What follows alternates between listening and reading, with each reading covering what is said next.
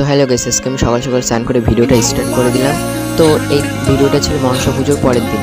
মনসা পুজোর পরের দিন তো মনসা ঠাকুরকে পুজো দিয়ে পুকুরের জলে বা নদীর জলে ভাসিয়ে দিতে হয়। এদিকে আমরা পুকুরের জলে ভাসিয়ে দিলাম, এদিকে বাবার মা ভাসিয়ে দিল, আমি একটু ভিডিও করছিলাম। তারপরে আমি, কাকু আর ভাই রেডি হয়ে চলে আসি গাড়িতে, আর মা বাবার সামনে গিয়ে দাঁড়িয়ে আছে, ওখানে গাড়িতে উঠবে। তো কাকু এইদিকে কিছু একটা গান করছিল, তো ওটা নিয়ে আমাদের হাসাহাসি চলছিল। এখন আমরা যাচ্ছি বালুরঘাট বাস স্ট্যান্ডে, কারণ ওখানে গিয়ে আমরা ফুল কিনবো। ফুল কেনার পর আমরা চলে যাই।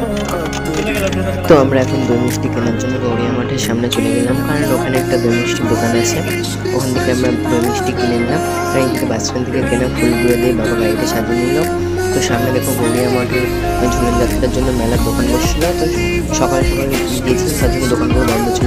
এই রাস্তাটা আমার সব থেকে ভালো লেগে গেছে, কারণ দুধারে গাছ, মাছ দিয়ে রাস্তা, দুধারে ধান ক্ষেত।